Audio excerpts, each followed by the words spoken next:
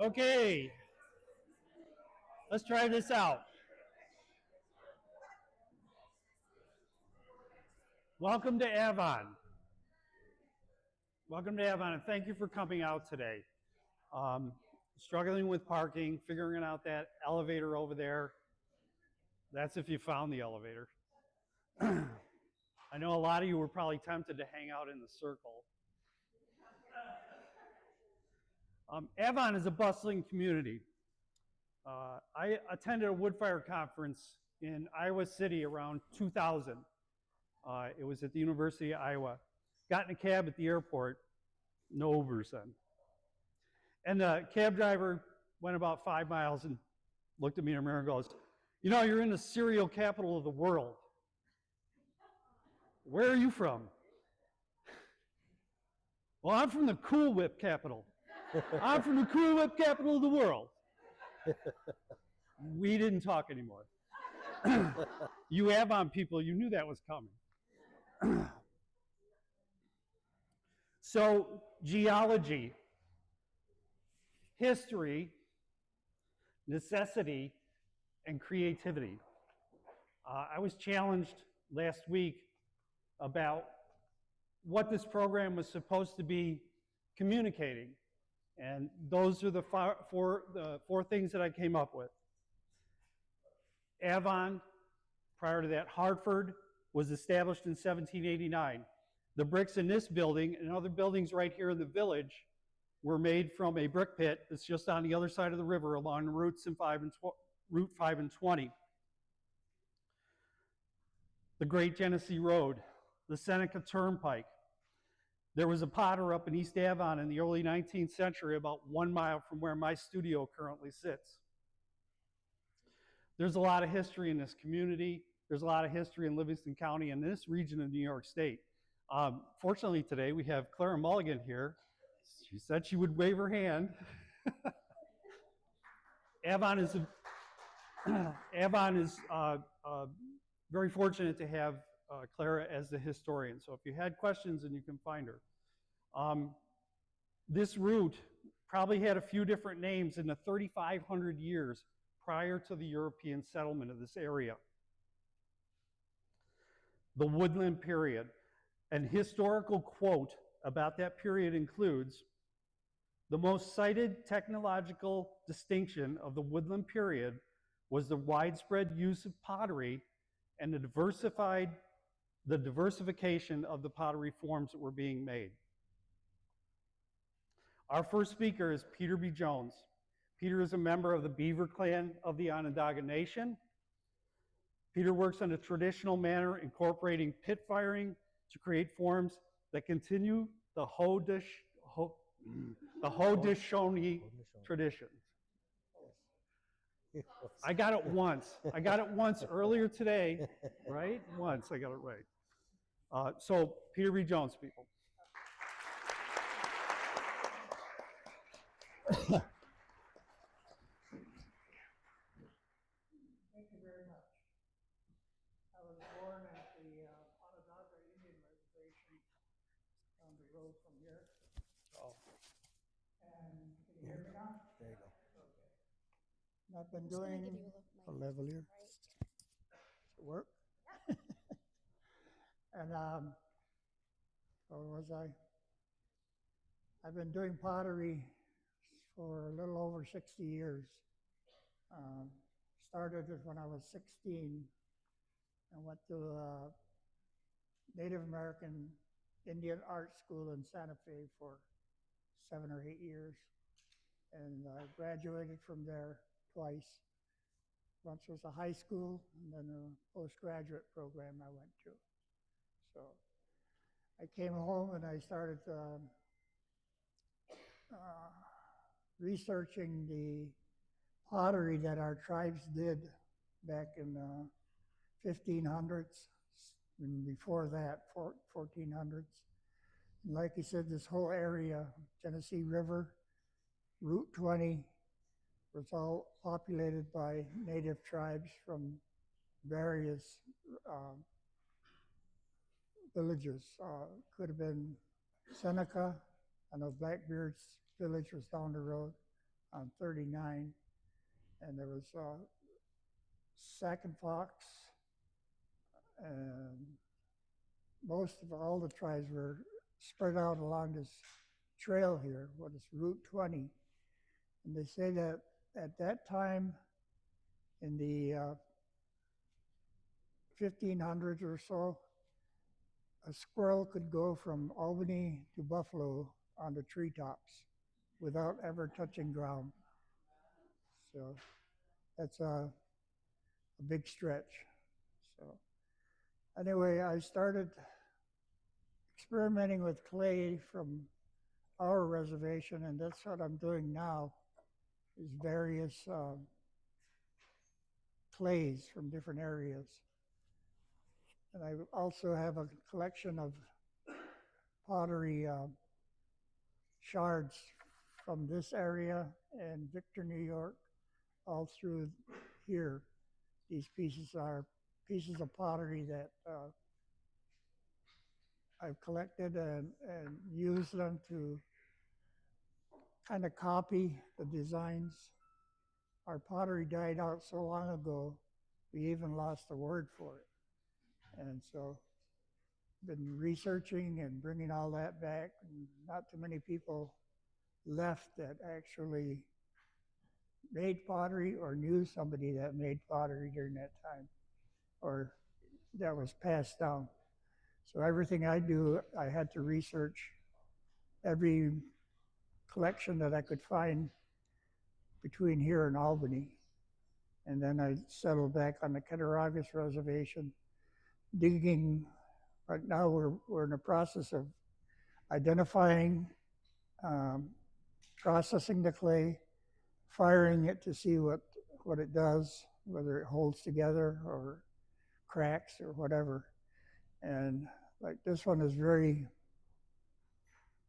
very cracked piece, and it's from the Allegheny Reservation. It has a lot of sand in it. This is a fairly nice, workable piece of clay that came from the middle of our reservation at Cattaraugus. It's easy to use. This one came from Clear Creek, I believe. And it is a good clay, but it has some of this lime in it, which pops out if you let it sit long enough. And this is another tiny piece that one of the students made. So that's what we're doing now, is cataloging these pieces and where they came from and what they did, how they stood up to the fire.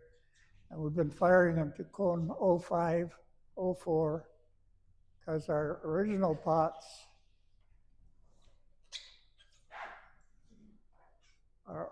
pots were pit fired first. That was the whole process, was pit firing them when they were still greenware, not fired at all. So you have to start with a very low fire, preheat the pots, then you could build it up into about 1,200, 1,400 degrees. Couldn't get much higher than that with an open pit, but it was hot enough to burn my belly. This is a student work that a guy just walked into the shop and said he wanted to make a pot. And he ended up making what looks like a replica of the old Iroquois style pottery, Haudenosaunee. It's easier to say Iroquois. But anyway, and this pot here was made by a student, and we actually cooked in it. Both of them we cooked in. And made corn soup, which takes a long time. I wanted to see if the pot itself would hold up under sustained heat because you really can't control it. You don't turn the burner up. It just sits on the coals or right above it. You don't think this But it made it through all the firing and cooking.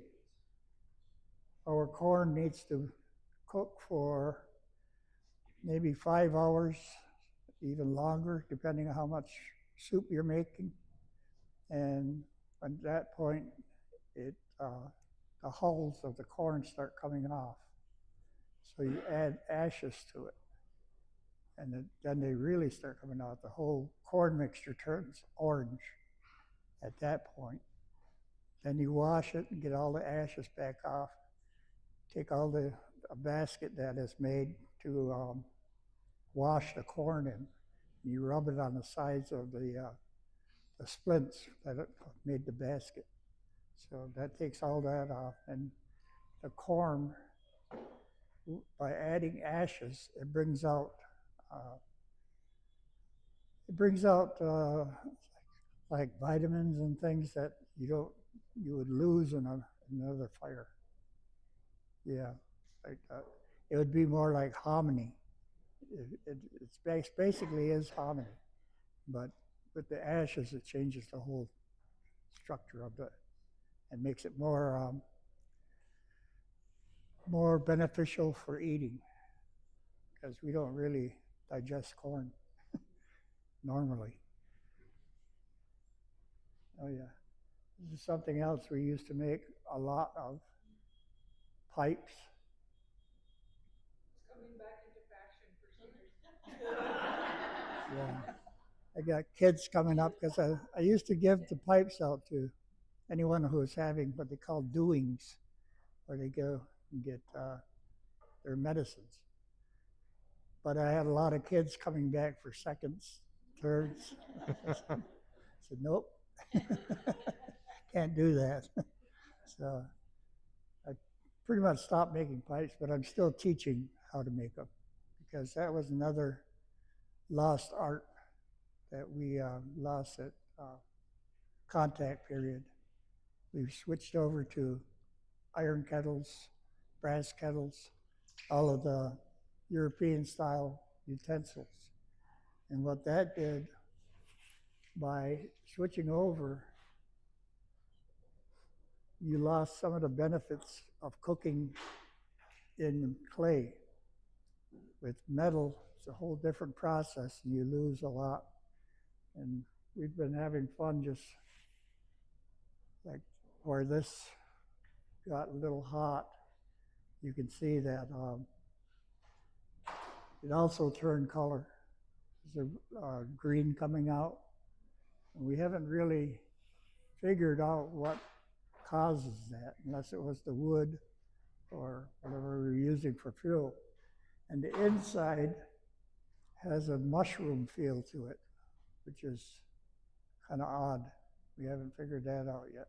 There's a lot of questions that we have about our pottery.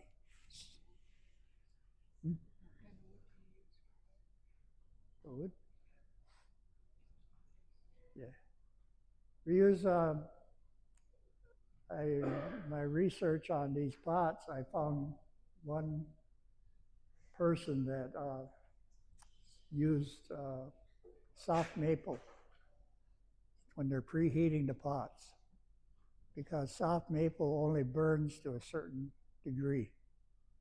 Then you start adding your soft maple, maybe about 550, somewhere around there. And then you add your hardwoods like oak or maple, and you can get the fire up 1200 to 1400 degrees. So it's a long process. The clay, you know the pot is ready when the pot turns almost a translucent glow to it that you can see in the fire. That is a modified pit that we did at Fredonia University. These are all the pots that the people there made. You put them in that pit, built a fire around them, like this. That was all hardwood. and we just fired it right up. This is the one that burned my belly.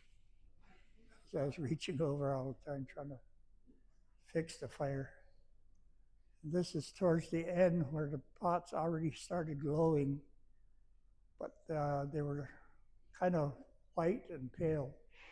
So everybody thought, let's darken them up. So to darken them up, we threw sawdust and wood chips, whatever, on top of them, and they all came out like this.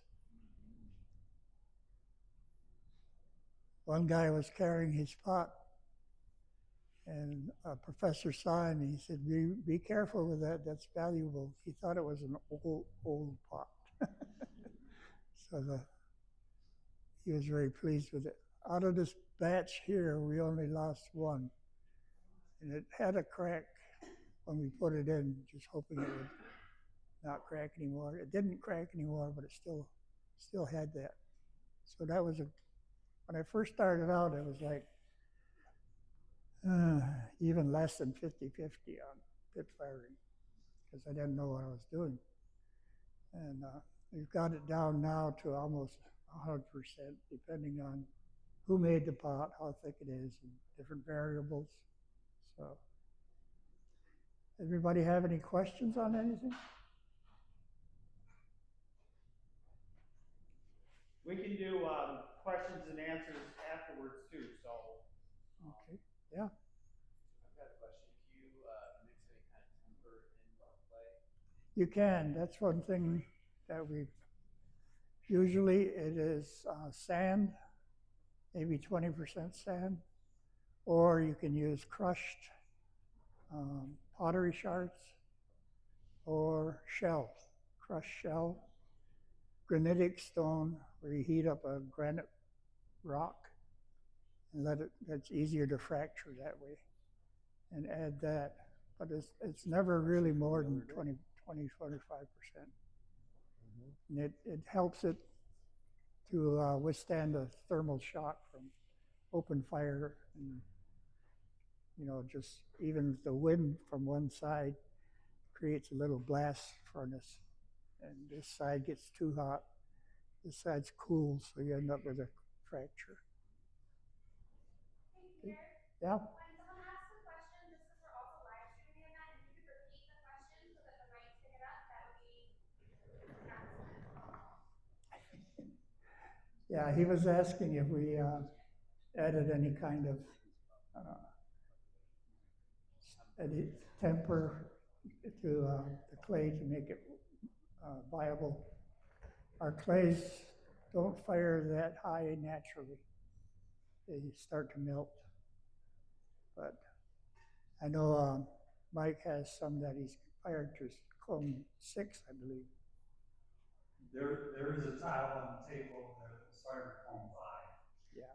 And So, there was maybe to a 5-gallon pail of flats clay, I added a cup and a half of cone 10 clay as an example of filter.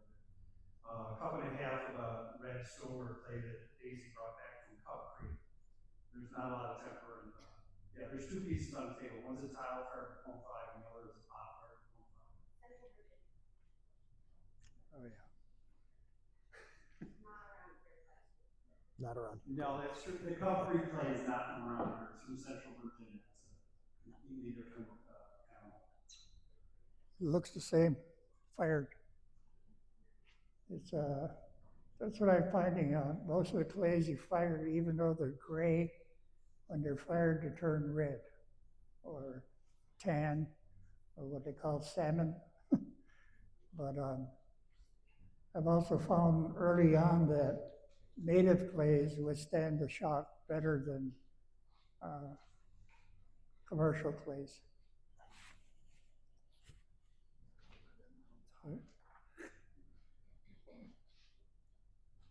Anything else? We'll do it later. Yeah, we will. We'll have time for questions after we're done as well. Okay, next up. I've known Mark Pressure This is before gray hair. And kids. Oh, that's all right. Mark has always been gracious in sharing his knowledge, resources, and his time. Mark's brushwork and slip trailing, which you'll get to see some of that in the slideshow. I'll turn that on a little bit while he's talking. But Mark's brushwork and slip trailing is dope. I have said this to many that are in this room now, but not directly to Mark. Mark the Potter is, in my observation, one of the top 3 functional turners in the East. He throws effortlessly, and I pick up his pots, and they're so light. It makes me crazy when I pick up my pots. So, without any more Mark pressure from the Genesee Country Village.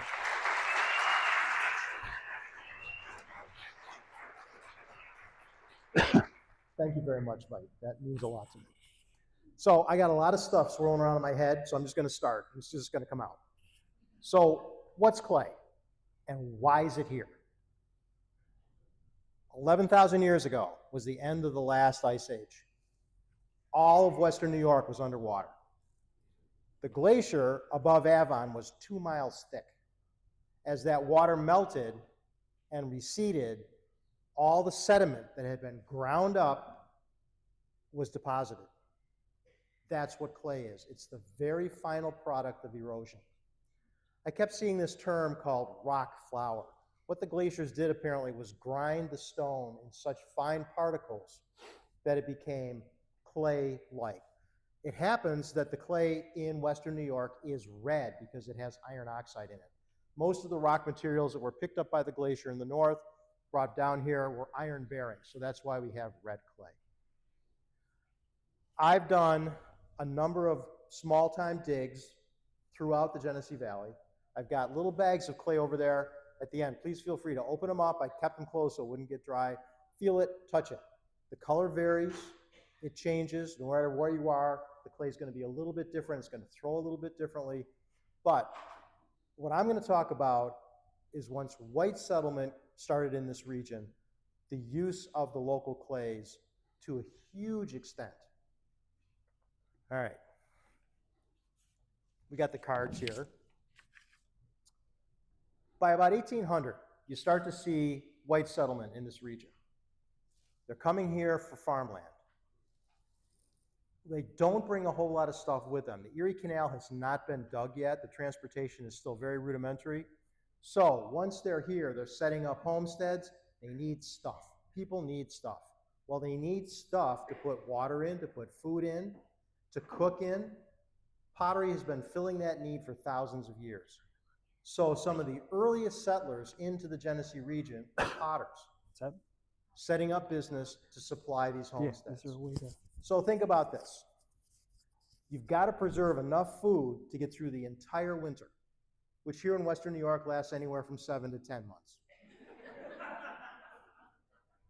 No glass jars. There's no processed canning. So you've got to preserve food either by smoking it in terms of meat. You can dry it like dried beans, corn, oats, peas, barley. Got to put it in something that the mice and the rats aren't going to get into. Pottery filled that need. Another effective means of food preservation was pickling. The acid in the vinegar kept the food from spoiling. Pickled carrots, pickled beets, pickled beans, pickled cabbage, pickled eggs, you name it, they pickled it. They even pickled black walnuts. They took the husk off, left the shell on. After it's been in the brine for about 4 or 5 months, gets soft, they ate the whole thing. I've had them, they're disgusting. It's bitter, but think about it, all the protein and all the fiber you could possibly need. So 7 months of winter, nothing grows here for 7 months. You're gonna have 100 storage crocks with enough food preserved in it to get yourself through the winter time. Who made all the pots? Route 5 and 20 was one of the main thoroughfares. Like Mike said, a lot of different names over the years, but you start to see earthenware potteries, making use of the local clay, pop up from Bloomfield to here in East Avon, to Morganville, out to the Buffalo area. They're utilizing the local red clays. Where do they get it? It's coming out of creeks, ponds, and rivers. So when the glacier receded, this was all underwater. As the water receded, the sediment settled down in, and after thousands of years, the very top layers become topsoil. Organic material gets worked into it, but the clay is down underneath. And around here, it's not that deep. You can dig clay anywhere from 2 to 3 to 5 feet underground. Oftentimes, walking along a stream bank, you can find a good outcropping because the stream has already done the work of washing away the topsoil and the subsoil. So oftentimes, you find the potteries located right on the banks of a stream. I'm most familiar with the Morganville pottery. That's the clay, pottery that we represent at the Genesee Country Village. Black Creek, which ultimately drains into the Genesee River, runs through Morganville. And the reason Morganville was there is that they had a sawmill, a grist mill for flour, and then the pottery was there as well. It was the only pottery that they know of that was operating in Genesee County. So they're in business by the 1820s or so in Morganville. Much earlier in this region. In West Bloomfield, there was a pottery by about 1811 or so. But as population increased, the demand increased, some of the production means became greater and greater. Now, along with the pottery, of which they made lots of it, they also made drain tile. Remember the old clay pipes that they would lay in farm fields before the plastic ones came out? Well, they used to make those by hand with an extruder. So the clay would be put into kind of a Play-Doh fun factory on a bigger scale, and you squeeze the clay down through and you make the tubes. Some of them were actually shaped like horseshoes. They came up and around, they were open on the bottom, and then they were laid in the fields, downside, hollow side down, so the water would drain off. And the reason they did that is because the soil in this area is so heavy with clay, you gotta be able to get the water off. You gotta remember, there's no hybridized seeds, there's no tractors, their growing season is even shorter than what we have. So they needed to get the horses onto the fields as early as possible. Get the water off, get it dried out. So they made drain tile. Now, I have to read you this because I don't remember the figures exactly because I'm old. So this is about the Morganville pottery. This is from 1860. It had opened in the 1820s, so it had gone through several family members at that point. But this is from the census of 1860.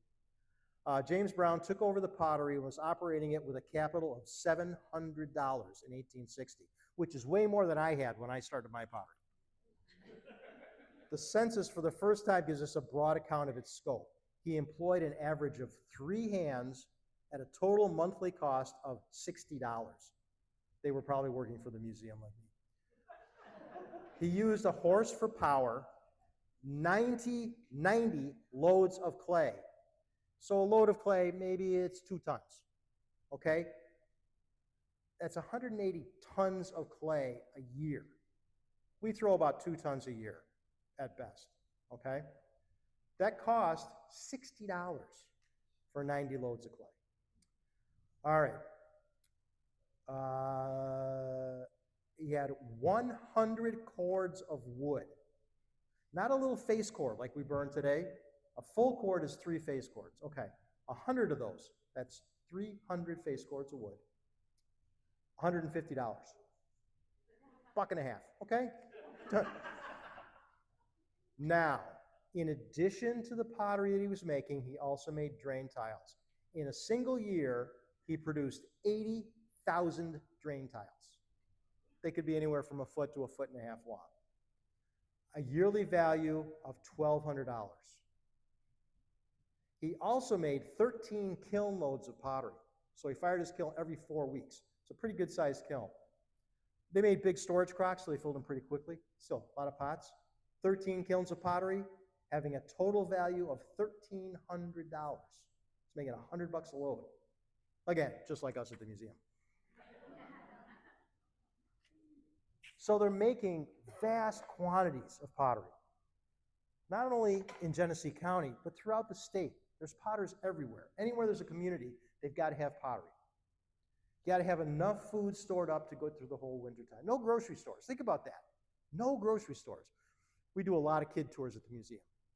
Group came in one day. They were probably junior high or so, and I said to them, what would we do if we didn't have Wegmans? And one girl said, instantly she said, we die. Yeah, some of you might.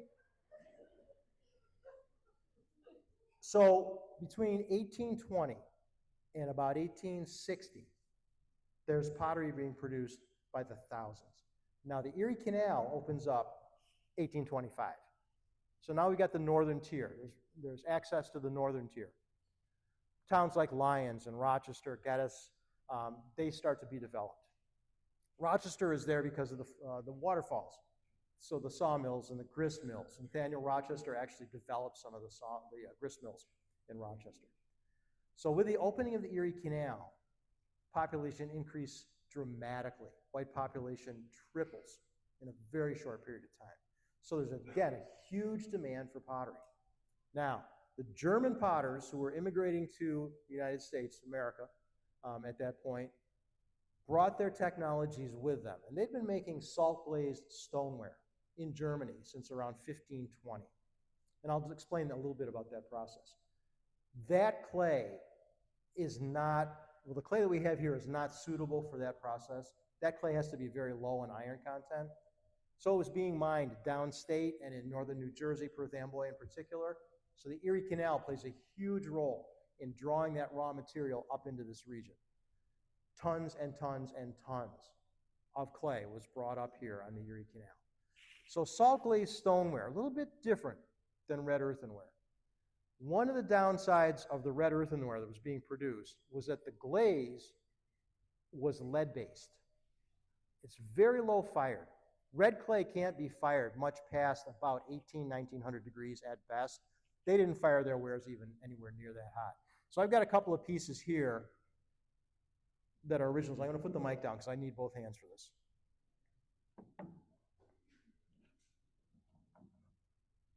So this pot was probably made in the Bloomfield pottery, the Wilcox pottery. Now you can see, oh, thanks. The clay, because it's fired so low, it doesn't have the strength. And so we don't have a whole lot of existing examples of the redware that was being made during this time period. So this one obviously was left out. It got water in it, and then as the water froze, it scaled the clay off the side of the pot. But you can still see the glaze surface here. That glaze base is lead. What kind of lead? Take lead, raw lead, and you have to calcine it, which means you burn it to about 800 to 900 degrees Fahrenheit. It turns into a powder. That way it's usable in a glaze. It's added to the glaze, and it's a fluxing material. Lead has a very low melting point. Glaze is primarily silica with some other components. Adding the lead allows that silica to flux or melt. That's the glassy surface that you see there. Silica on its own doesn't melt until you get to about 26 to 2700 degrees. So you need to lower that melting point. So lead was used. Downside to lead, in acidic conditions, it's soluble. So what's inside here? Pickled carrots, pickled beets, acidic, it's vinegar. So the lead is being leached into the foods. And by mid-century, they know that lead is harmful. They know that lead poisoning is dangerous.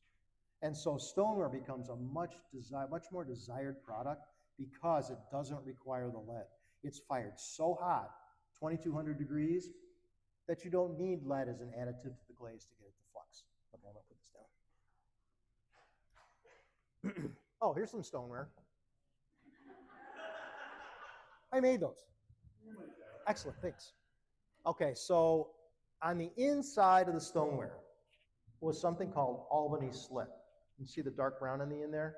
Okay, Albany slip is a naturally occurring material dug near Albany, off the banks of the Hudson River. And it's an iron-saturated clay, and so it actually melts at about 21 to 2200 degrees. Once they discovered that, they started to use that as the lining on the inside of the pottery. It's non-toxic. It's just mixed up as a slip or a slurry, coated on the inside of the pot before it goes in the kiln. When it's fired, fluxes out, it's got a nice smooth finish. A lot of the pottery that was made in Germany was not glazed on the inside. Don't really need it. The clay becomes vitrified. It's fired hot enough that the clay is non-porous, but the glaze makes it much easier to wash, nicer to touch. They also started to use the Albany slip on the exterior of pots. So in a kiln, pots are stacked one on top of each other, rim to rim, bottom to bottom. So you got a whole lot of space inside those crocks that's empty. So they started to glaze the outside of some of the pottery with the Albany slip as well, and tuck them inside the big crocks so they get more pottery in the kiln per firing.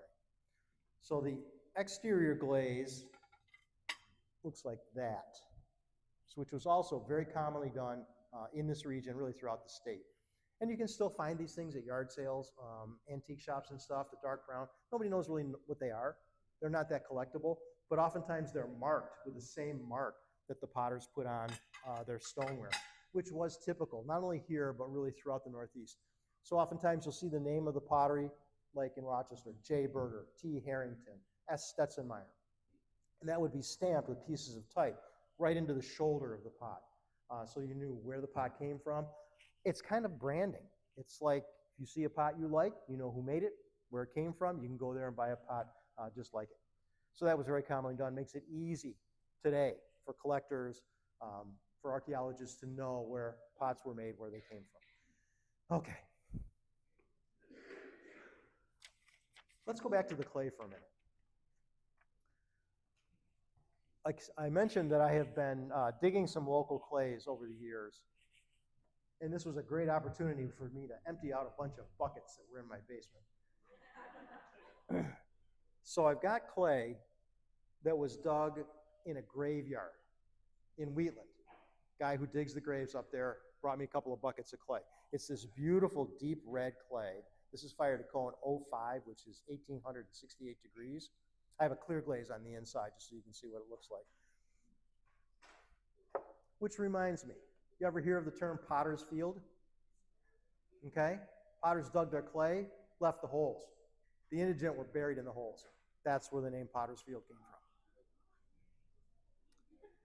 from. Up by Lake Ontario at the shoreline, I dug this clay, which is kind of a light gray color. It's got a beautiful kind of a buff tone to it. Again, with the same clear glaze as that red clay pot. You see, it's almost got a green tint, so there's obviously something in the clay that's giving it that tone. And let's see, I've got this also very similar, a little bit deeper pink. So you'll notice the pottery that was being made in this region, every pottery, no matter where it's located, it's a little bit different.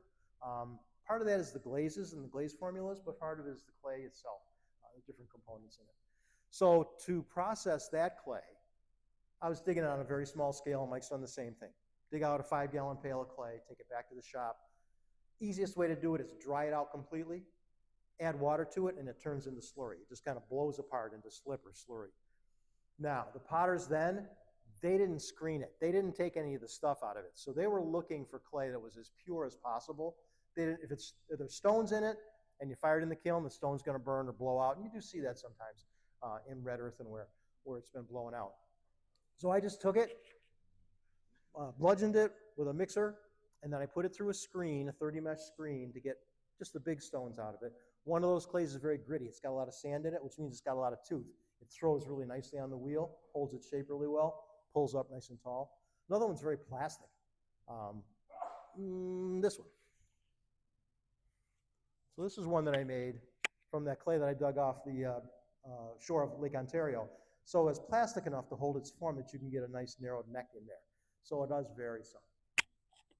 Now I wanted to read to you again what these guys in Morganville were doing to prepare their clay. As soon as I find it here. There it is. Thanks, Mike. Okay. Now this is very interesting.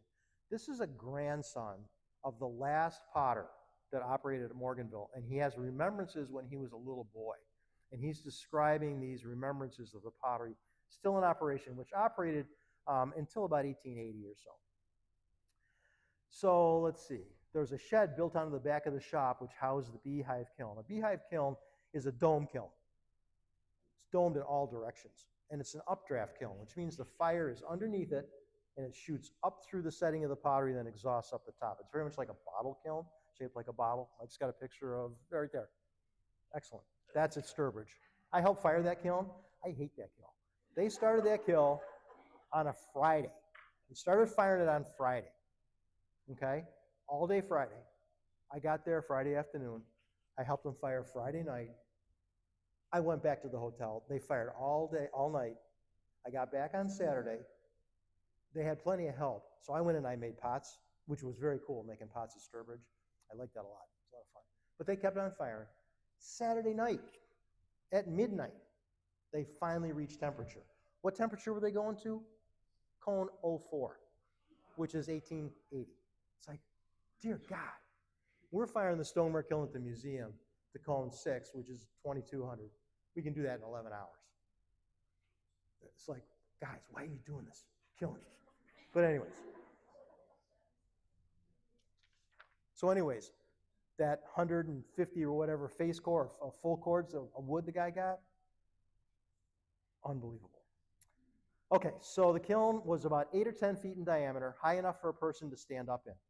Another account that I read, this young man, this old man, who was then young, described the inside of the kiln as that the entire thing was completely glazed with a beautiful glassy finish.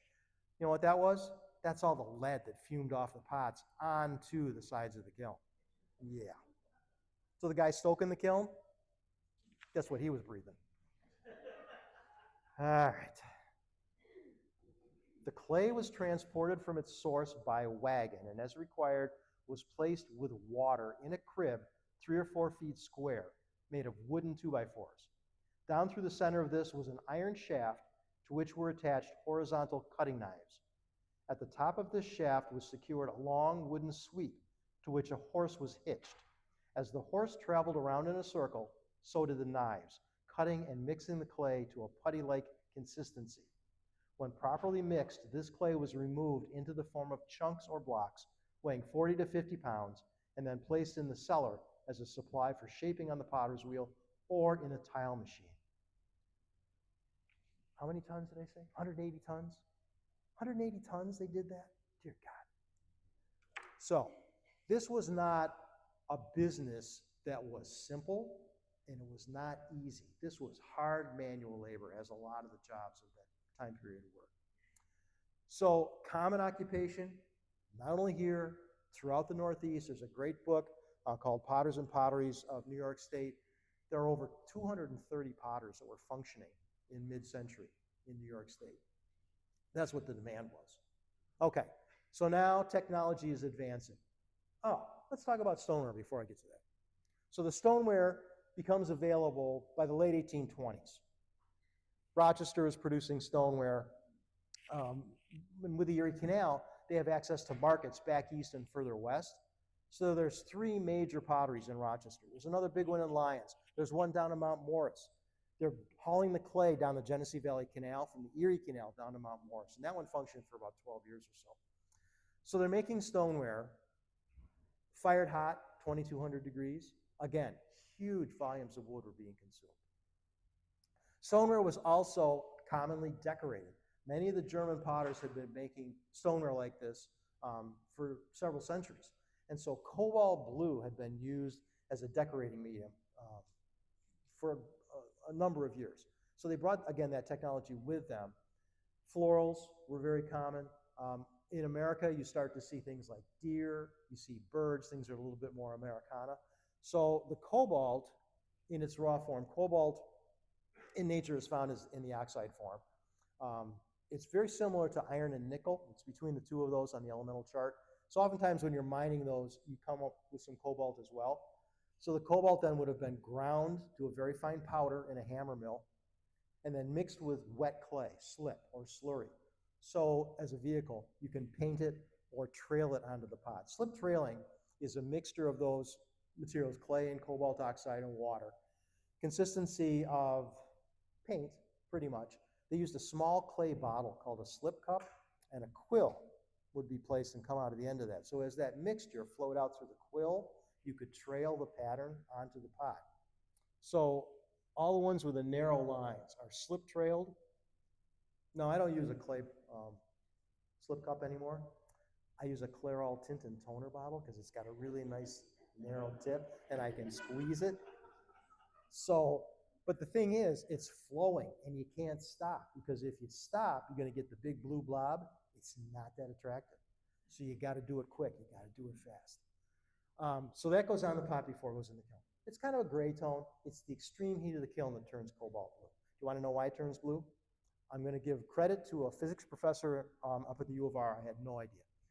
So when you heat cobalt up and it gets to 2100 degrees, it goes through something called electron shift. So the electrons are going around the nucleus.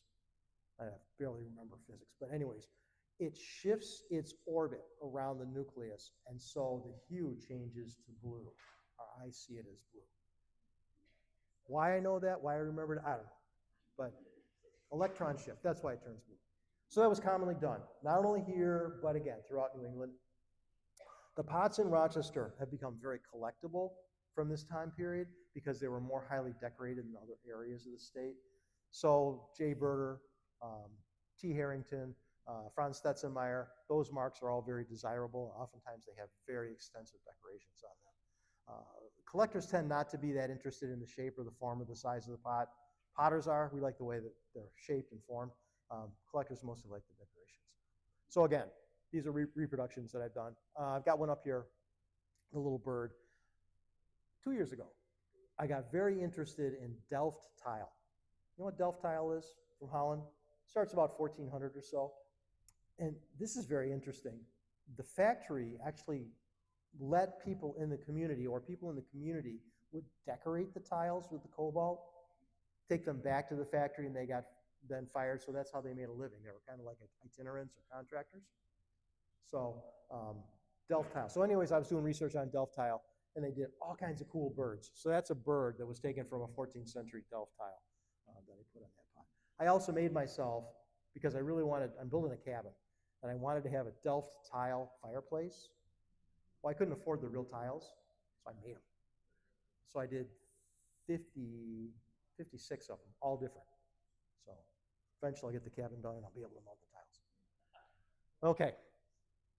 So salt glazed stoneware. So much more desirable than the red earthenware because it's non-toxic, no lead. In 1850, pottery sold for about 36 cents per gallon. 1 gallon pot, 36 cents, half gallon, 18 cents, 2 gallons, 72 cents. About 1859, just before the beginning of the Civil War, glass canning jars are copyrighted, patented. So they're going to begin making mason jars.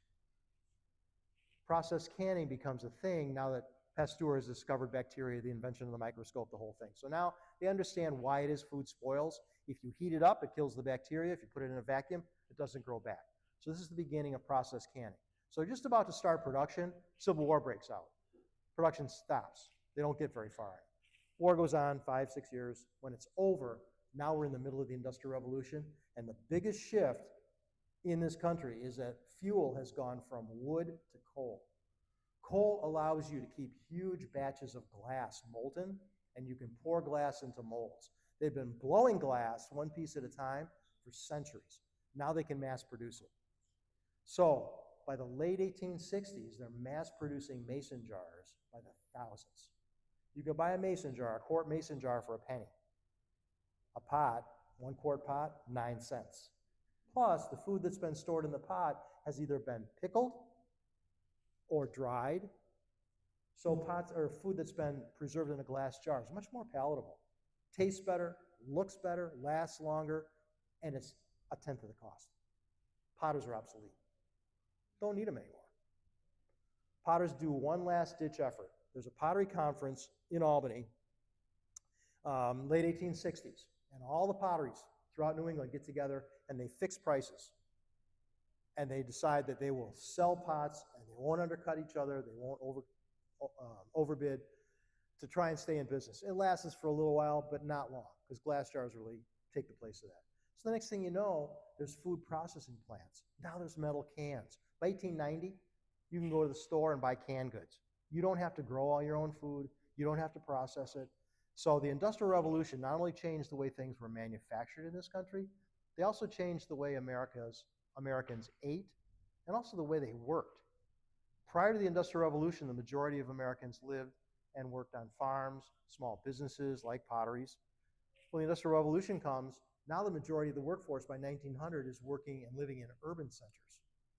And so they don't have time to grow their own food and to process their own food. So processed canning changes everything about the way America lived. For the better? Maybe. All right, what else am I going to talk about? I got a lot of stuff.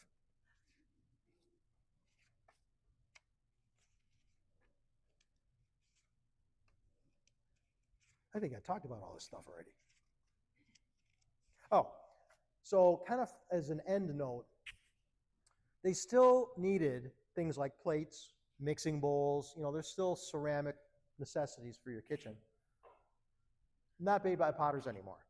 Things are being mass produced. So now, by 1890, you can buy pottery, ceramic ware, that's manufactured in factories by pressing the clay into molds, pouring slip into molds.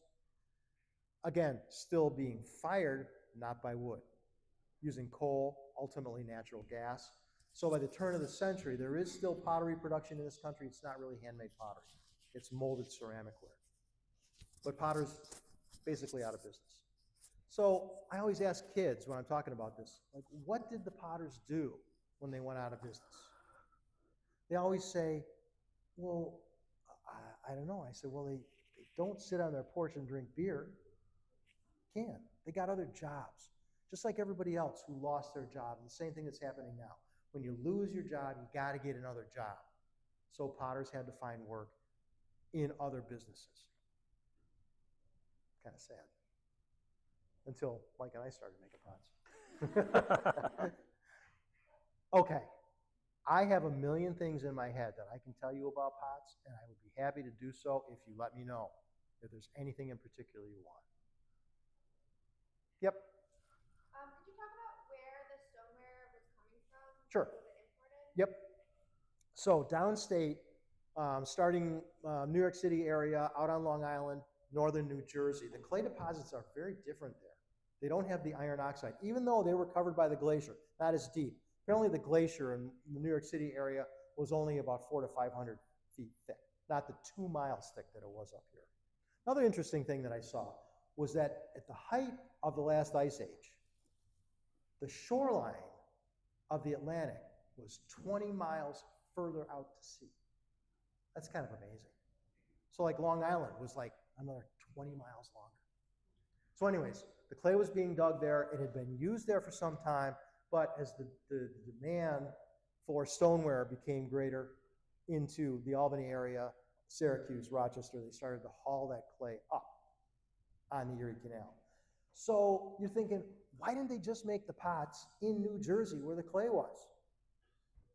Need fuel for the kiln. By 1850, the coastal plain had been deforested 120 miles inland. There weren't any trees. They'd already cut them all down. So up here in western New York, this is all still uncut virgin timber. They're cutting the trees down to make farmland. So there's lots and lots of fuel available. Plus the market was here. As people moved into the area, they were setting up their households and they needed the pots. So you got the market, you got the fuel. Makes more sense just to bring the clay up and manufacture the pots in this region. Yeah. I'm curious what glaze was used that fired in the early lower temperatures. The ones that I just made? Okay. It's this is some of the redware that I make at the museum. Obviously I don't use lead. So I've replaced the lead with a frit. Frit is a ceramic material which is a mixture of several different kinds of materials that have been fired and then ground back to powder. So you can use that as a fluxing material. It will lower the melting point of your glaze. So I use a ferrofrit. It's number 3134, I think. So the clear glaze on those has no color in it. It's just the raw material, the frit. It's also got grizzly borate in it and some kaolin. Very simple glaze, 3 components. No, I make it. Frit. Yeah, there's lots of different kinds. Ferro is the one of Pemco's out of business, right? Yeah, I think they are. Yeah, Faro. Faro has changed hands 3 different times. Yeah. It's another company, but they're still making them. Yep. So a fritted glaze is non-toxic. So that's one thing that really concerned me a lot about the potters that were using so much lead and calcining it themselves. Why were they not dead, from lead poisoning? But they lived long, a lot of them lived long lives. It's like, I don't know if they were just crazy from the lead poisoning, but it didn't seem to be fatal. It's in the kiln. Plus, when you fire it, well, you're handling the raw lead when you're making the glaze. So it's absorbed through your skin. It's absorbed through your lungs. Just make sure you're repeating the question so I can go back. Oh, I'm sorry. Okay. What was the question?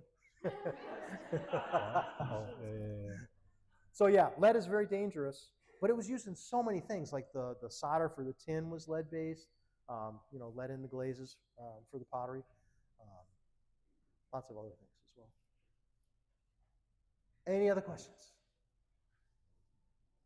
Oh yeah. Is there a place in Western New York where every person could go and get some native clay just to mess around with? Got a creek? Pardon me? Did you have a creek? Mike is doing workshops as part of this. Yeah, I'll cover that. Okay, too. Mike's going to Yeah. talk about that. So one of the clays that I got, I'm sorry? Is there a place in Western New York where you can dig clay? I've had kids bring me clay from Stony Brook Park down by Dansville. It's got a lot of stones in it. You'd have to screen it. I've got a DVD over there I made like 25 years ago, but history hasn't changed. Well, at least they haven't changed that particular history yet. You got it. So I'm just digging clay out of a stream. Now, my daughter has a place down in Bolivar, which is in Allegheny County, up on a hill. But there's a little stream, a year-round stream that runs down through it. So I found where it pooled, and I dug some clay out of that. So that's not a glacial deposit. That's being deposited by the stream. I think that's called a tertiary clay. Hmm. So I dug some out of that. I had to screen it. There was some grit in it. But I made a set of bowls for her. Again, I fired them at 04, 05 maybe, something like that. So it is possible to find some locally. But anyways, in that DVD, it shows me digging clay. Yep. Yes? I have a stream that runs through my property, Canadice. Uh-huh. I have dug clay from it, Mhm. and I, in a very sophisticated way, run it through a spaghetti colander. Okay. Sure. And I have fired it in oxidation up to cone 5/6. Wow. And it's red, and I made some tiles with it. Nice. Would it be something that Cool. you want to Thank you. make a vessel or cook in? Sure, absolutely. Yeah. Now, can you throw? Can I throw? Throw pots? Yes. Oh, yeah. Yeah. So throw some pots, do some tests. Mike's got some test tiles over here. You need to know what your shrinkage rate is. Then you're going to have to do some glaze testing to see what glazes will fit. You can buy some commercial glazes and try it. Cone 5 is pretty high. You probably don't need to take it quite that high. You can if you want to make stoneware. Yeah, it's questionable. I put it on another pot. Yeah, I'd put it in a sagger when you're doing testing. You know what a sagger is? Okay. Yeah, so I'd put it in a sagger in case it blows. Okay, so a sagger is like a cylinder, oftentimes made from a very refractory clay. Like a stoneware clay would work, something with no iron. So it's a tube, then you make a flat plate that sits on top of it. So you put the pot inside, put the plate on, put another sagger, another tube, cylinder, another pot. So that way it's protected from the fire itself, from the flame.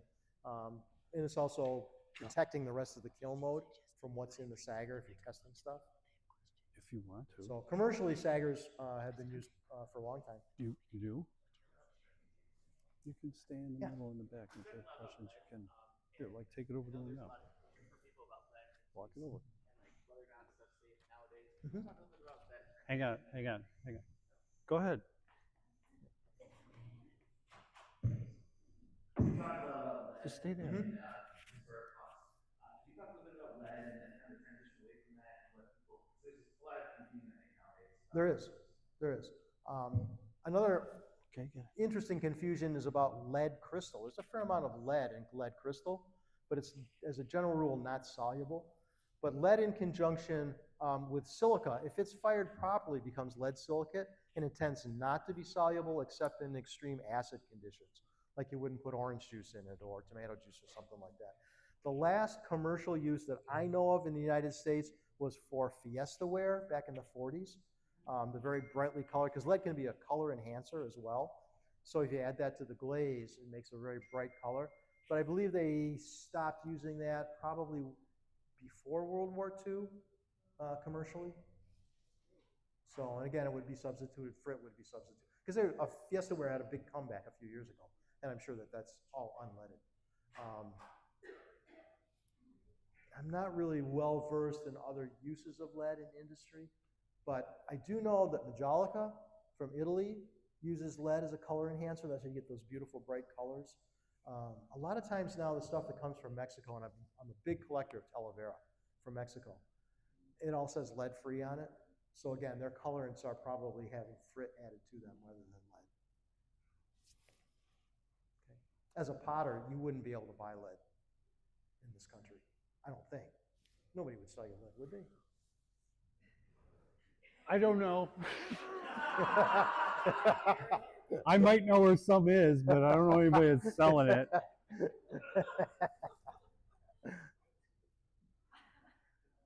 All right, I went really quickly. There's more stuff I can tell you. Please. Yes. Yes.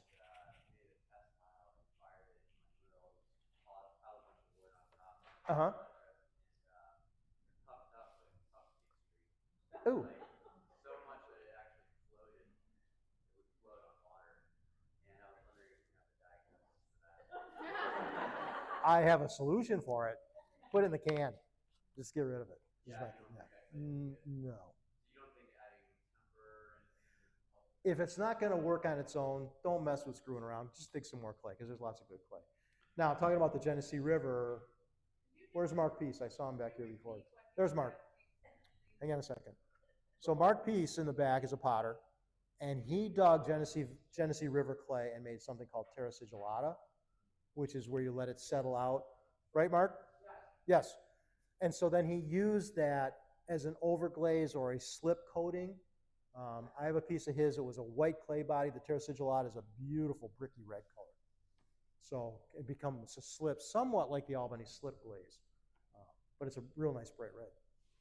Yeah. I'm sorry. I was asking if you could please repeat what he asked you so Yes. everyone could hear it. Okay, so he got some Genesee River clay and was working with it and popped it into his grill. Okay. And it bloated like a big pillow. And he wanted to know what he could do with it. I'll bet it did. Yeah. Can you explain why it floated? Well, it bloated up probably because it's got lots of contaminants in it.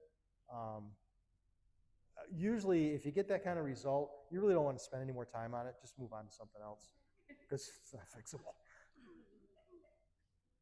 Anybody else here worked with local clay at all? Tried it? Yeah?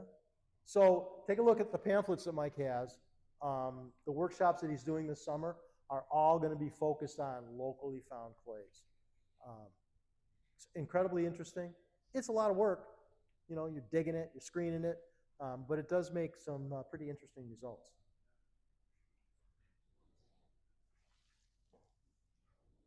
Yep. I think this is a question for Peter from Community Fire. Do we have any evidence of when Indigenous people first started harvesting clay? Okay. He wants to know if there's evidence of when Indigenous people started to harvest clay and utilize it in this region. Among our tribe, the clay was held in high esteem when they were changing locations to their villages or building a new log house. So one of the first things they were told was supply of clay locally and the supply of water. So they've been doing that forever as far as I know. Here. It predates the woodland period. I believe they call it the archaic period prior to that. Historians in the room, you want to challenge me, go for it. Because I could be wrong. But here's the deal. In this area, prior to the Haudenosaunee,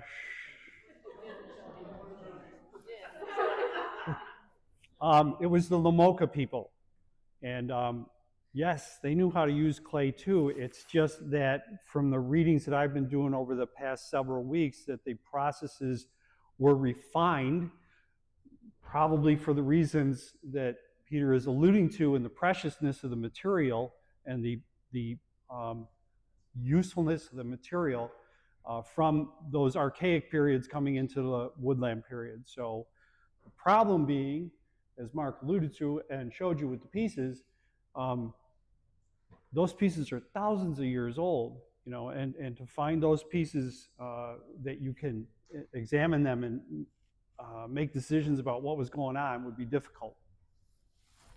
One of the stories about how we got clay vessels, someone took a basket and lined it with clay, so it'd be hard for the rodents and bugs to get into. Mm. And what happened, is the basket rolled into a fire and caught fire and left just the clay shell. And that was supposedly the beginning of clay. Good. I think it's also really important to know that Native Americans did not use a potter's wheel. That's a European introduction into this country. So all the beautiful shapes and forms are made by hand. So it's coils of clay or slabs of clay that are formed manually in Native American pieces. I'm also very intrigued as to the kilns or the firing. Was it always pit fired? Did they make rudimentary kilns at any point? Not really. Not really, okay. They're all pretty primitive. Okay.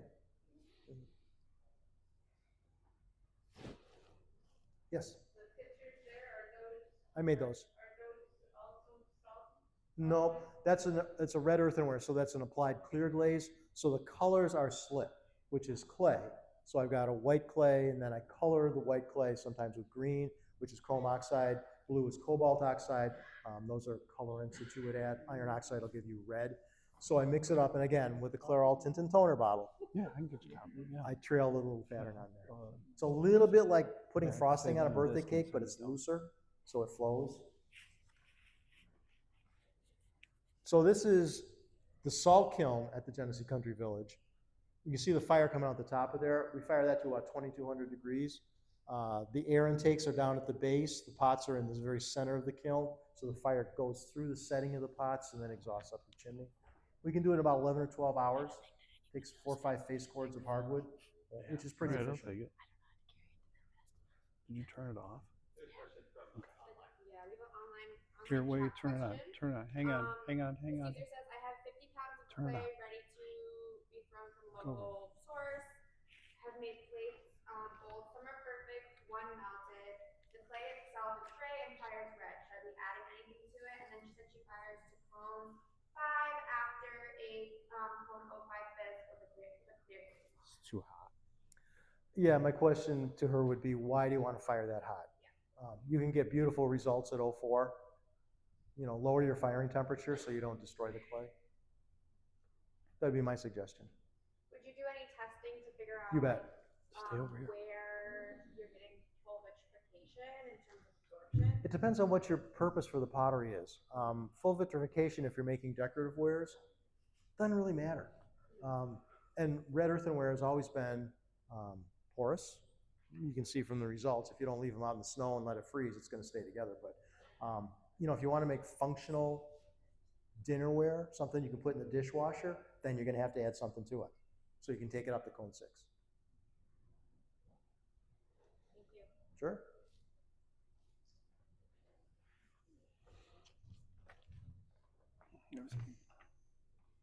I'm really, really excited that so many of you came. We all feel like we're kind of like in little cocoons sometimes, but to know that there's that many people that are interested in the history of the area, the natural geology of the area. And again, Mike will talk more about it, but he's got a whole program going on this summer. So there's going to be lots of other things that are going to be happening. So be able to further. Oh, another question. Hang on. Hang on. Hang on. So,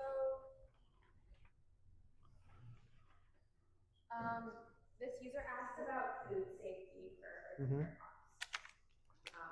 The clay, it's, okay, the question is about food safety. There's not gonna be anything toxic in local clay. There are no lead deposits in New York State. The only way there would be lead in the clay is if it was being eroded from a lead deposit. So you don't have to worry about that. Some toxicity, which is organic, is gonna burn out in the kiln anyways, so you don't have to worry about that. So just in the glaze, you just wanna make sure that your glaze is not toxic. Okay.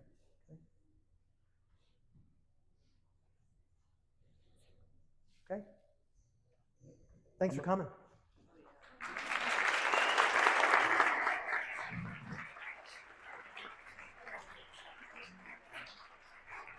I'm gonna use this one. Quickly, I want to go over this table over here. Might forestall some questions.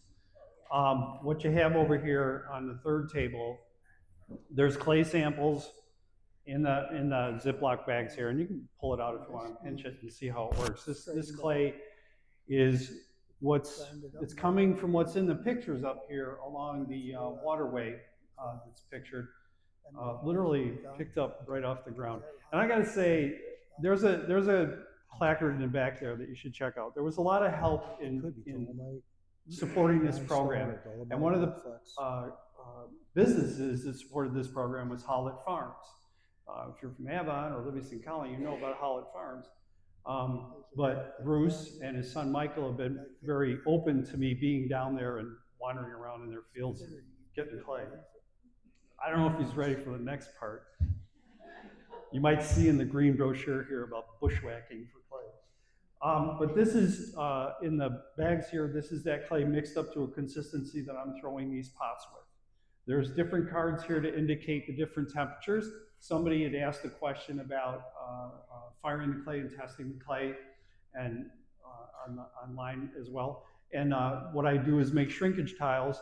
They're marked out at 10 centimeters when they're wet, and I have the shrinkage going from wet to dry to cone 05 to cone 02, where I feel at cone 02 this clay is particularly beautiful. And then I also I mix it up with some of the Cub Creek clay that I was referring to, the cone 10 stoneware, and half and half, and fired the local clay in the Cub Creek stoneware clay to cone 6. That was fun. And then I told Mark last night I pulled this tile out of the kiln. This is just the clay from down in the valley fired to cone 5. For me, that's about 2187, just fired to cone 5. The shrinkages are indicated on the different papers here, so you can see what's going on. There's some papers that I brought up here if you were interested in flipping through those. One of them is about the Seymour pottery that was in the early 19th century up in East Avon, as well as I think a lot of the copies in here are from that book you referred to, The Potteries of New York. I also have examples of, as Mark referred to, the slip, where we mixed it up from being dry, and then I would start processing it, putting it through a 30 mesh sieve. The really nice thing about this clay is literally you could scoop it out of the side of that culvert and probably ball it up and put it on a wheel. It's that functional coming right out of the ground. Very different from clay you find down by the river. What I meant to say about that earlier was, what ends up going to the river? Yeah, everything. All the fertilizers, everything that's happening in the fields. I've walked along the Genesee River here in the village and found some pretty interesting, much older trash. So you get a lot of phosphates and sulfates from the fertilization that's happening. And I have 5 buckets of clay that was taken from the fishing access up in Rush, just by industry there. And it does the same thing you're referring to. So I didn't really, 5 buckets of clay, and I did what Mark said, and said, I'm not doing this. So it was already sieved to an 80 mesh, all of it. So if you're gonna play around like this, do the tests first, so you know what you're playing around with. It's a lot of work to put it through the sieves, and then to get it dried out. Yeah. In the brochure that's back there on the table, it goes over the program that I've kind of laid out for the spring and summer and fall. I have some hard dates set for harvesting clay. and then I have a hard date set for the processing, which we'll do at the studio up in East Avon. I'm going to demonstrate it. You're not going to come up and do it during this. You watch what's going on, take the information from that, and if you choose to come out for the harvesting and gather some buckets of clay, you'll know how to take care of it when you get home.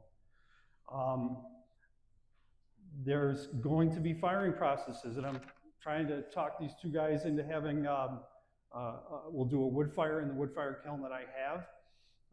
Not sure how much of it we're using yet. We're still discussing that. We were going to fill it up with pots and only take it up to cone 02.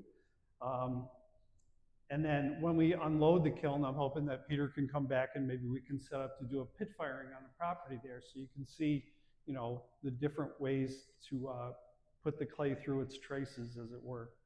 And then there will be a reception for the work at the end in October. I set a date for that, didn't I? Are there any teachers here? Art teachers? Okay. Encourage your students. I mean, this is fun. I was challenged by Bryn on why I'm doing this. And it was interesting to go the process of preparing all this stuff and keep thinking about, why am I doing this? Why am I doing this? This caught my interest a number of years ago when I first had the wood fire kiln. I wanted to make a glaze, and I knew I could make glazes with local clays, and I wanted to make a particular type of celadon glaze. There's pots over there on the table, and then there's this pot here too. This is fired up to about cone 11, and it's got a traditional, probably Korean, celadon glaze on it that uses quite a bit of the local clay as part of the recipe. The recipe is on the table with the pots over there. So that's how I got started in this. And then let me go to the closing. So geology, history, those are two rabbit holes I went down over the past 3.5 months. I started looking at geology stuff one day, and 4 hours later I was like, wow. And then my wife had to listen to all of that. Over the past 2 weeks I went down the history rabbit hole. It's all very fascinating. I guess that's why I'm asking about teachers and students. Necessity. It's not just making milk pans and storage crocks and all that sort of stuff. Judging by the way my pottery classes are going, and maybe Carol's pottery classes, we're full all the time because there's a necessary release. There's an expression that you get to participate in when you're playing with clay. And then creativity. So those are why I'm doing this. Be observant. Driving down Route 20 and seeing that clay exposed was as if Gaia or God or the Great Spirit was smacking me and saying, hey, look, it's right there. It's right here to pinch or squeeze or turn. Right out of the ground, it is that good to create with. So a number of years ago, I was fortunate to see an artist who works with clay. His name is David Regan.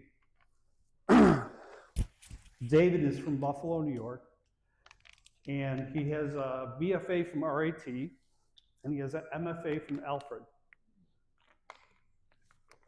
Currently, I believe he's working at the Archie Bray.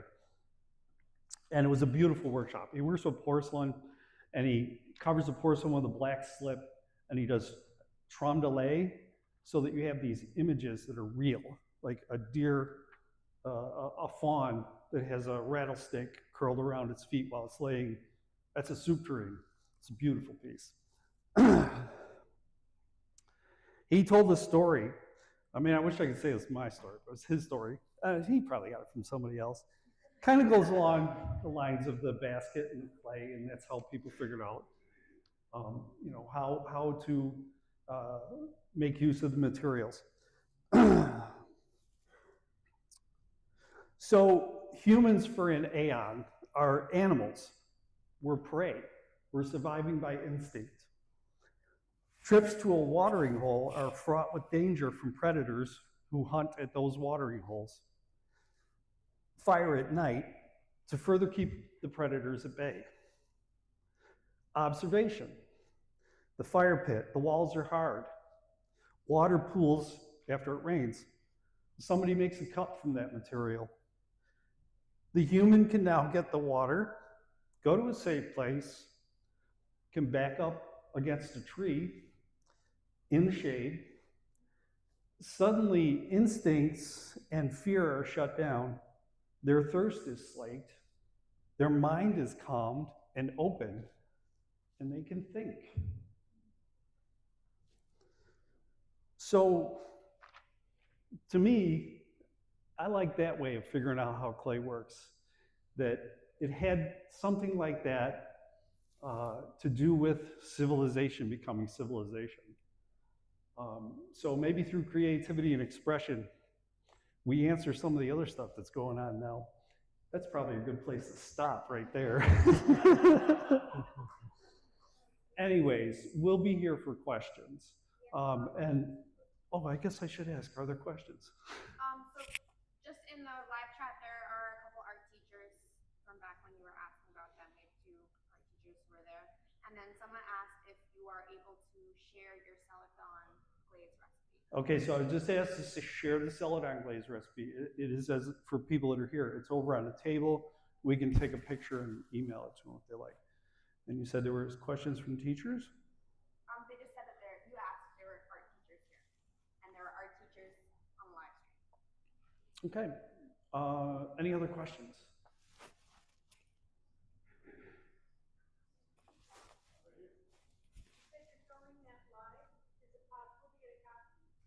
Yes, it will be. If anyone wants to reference this afterward, YouTube will automatically turn this into a video that you can stream on our YouTube account, which is just at Studio Sales Pottery on YouTube. Get that tech pottery thing from later.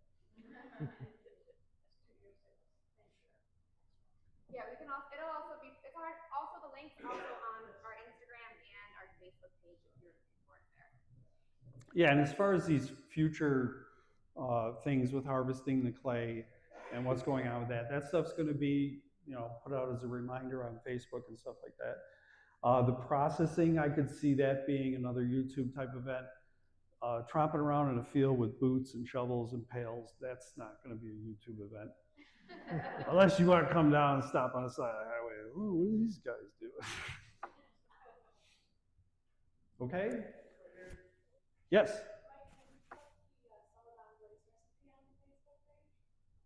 Yeah, I can do that. I was asked if I could put that recipe on the Facebook page. Now, that celadon glaze, okay, that's for cone 11. That's like $23.75.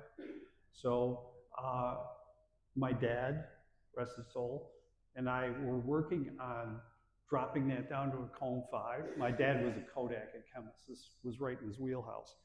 And we did a number of tests, and then he stopped coming to the studio. And I ran some of his tests through right around the time he stopped coming to the studio. And I'm sure any potter in here has experienced this. And we nailed one. We nailed an absolutely beautiful cone 6 glaze with that local clay. You think my dad could tell me where that formula was? It's up there somewhere. It's in a notebook up there somewhere. But you can play around with, and I can talk about this. I'd have to see my notes, but I could talk about this through one of the processes. What you play around with in the 5 ingredients to change that melting point for that glaze down a little bit. I wasn't going for just a celadon, a cone 6. I was going for something that incorporated kind of a rutile blue effect. And yeah, he nailed it. I don't know where it is though. Yes, question. Well, there's just a comment on the live stream that says Camp Arrowhead in Pittsburgh has clay in the Onondaga Creek that goes through the camp. And I just wanted to say, like, just make sure you're getting permission before you're on other people's property looking for clay. We live in a rural area and you don't want to get in trouble. Yeah, so what if you didn't hear, clay along the Onondaga Creek. When I was in college, we were going to various places along the Onondaga Creek to harvest clay. We went up to Chimney Bluffs. I forget what you said about Chimney Bluffs clay though. The Ice Age before. Yeah. Not this one. So there is, yes, certainly there is clay down along the Onondaga Creek. And as Mark illustrated earlier, when you were asking about the stream down towards Canadice, I mean, when I say we're bushwhacking for clay, I've already kind of mapped out last fall a stream that I want to go down because it cuts pretty deep into the river valley. And then I was invited by Lisa at Mulligan Farms to walk one of the creeks that she has because she feels like, in riding horses around, that she said, there's clay back there. I know it's back there. That'll be interesting because it's not in the valley, it's up on the hill. We'll see what we find. But yeah, going along streams and stuff is an interesting place to start looking.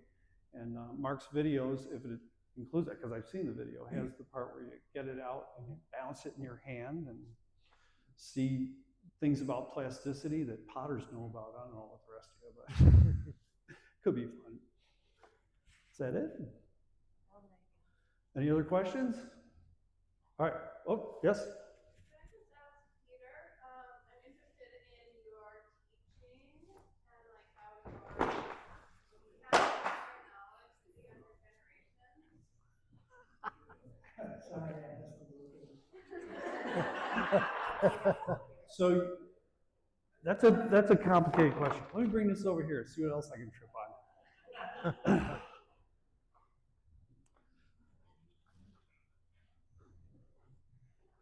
There you go. I was just wondering if you could speak more to your teaching and what you do now, just teaching the next generations and passing on the work that you're doing. Yeah, that's basically all I'm doing now, is teaching. The pottery tradition is lost on our people way back from 1500, 1600. There are a few potters that still existed up until the 30s, but they're very, very rare. And I don't have the names of anyone of that. But we started digging our own clay, finding deposits that were usable, and combining that knowledge with what I know about other clays, other potters, other countries even, other indigenous people, and how they did pottery. We just combined that. My teacher was a Hopi, and she had a lot of information about how their tribe makes stuff. And she actually had like 2 dough bowls in her collection that were a couple hundred years old at the time. This is 100 years ago. But anyway, they only brought them out for weddings and things like that to make bread. So all of that we're putting in right now. We're just throwing together different clays to see how they work for building pots.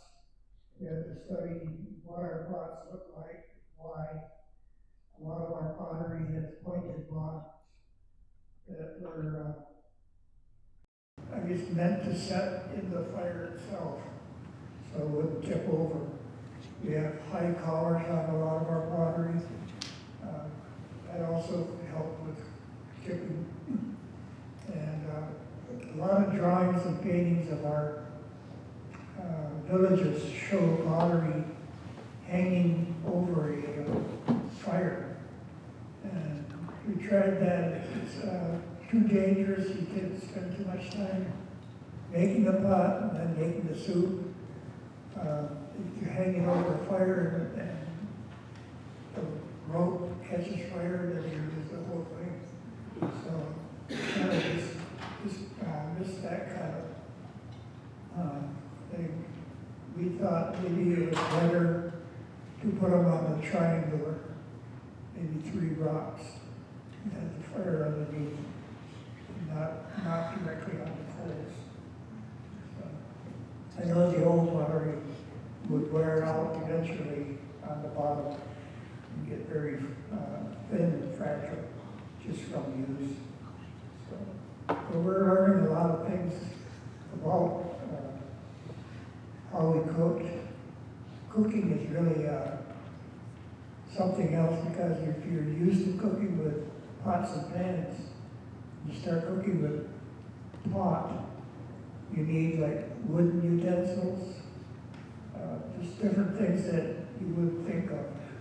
And you can't make certain things like, our diets were mainly stews that cooked a long time. And, fish stews, they had one piece that they found in Niagara Falls where the bridge goes across. They found a pot there and they did a analyze to see what was cooked in it. And they had 20-some varieties of fish, bowls, and all. So some of them we don't even have in the river anymore up there. So that was really eye-opening. Because they could do final, see what kind of grains, and see what was added to it. So it's interesting, and nobody's really done it. We just started, so we have a lot more potters now. I think we have maybe 60 potters compared to when we started. There were first there were 3 of us in New York State, and picked up maybe 10 to 20. Now we're up to 60. So it's coming back. Anything else?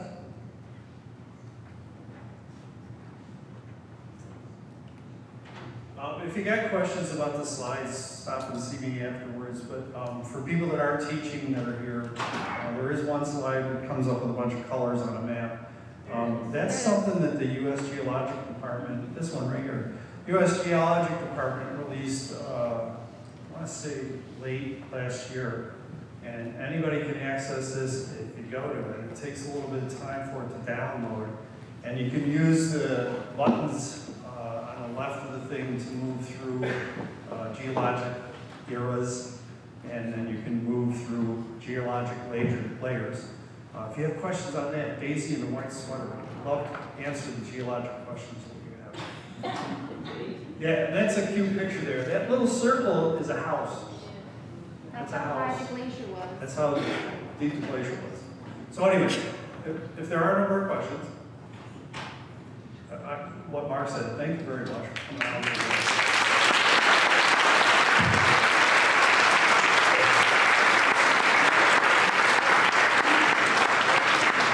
I just want to thank Mike for all the time and effort he's put into putting this program together, and the Genesee Valley Council on the Arts for funding it.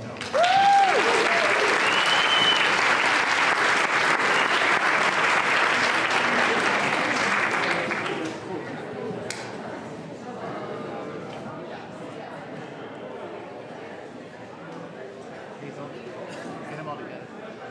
Yeah. I was gonna get some pictures.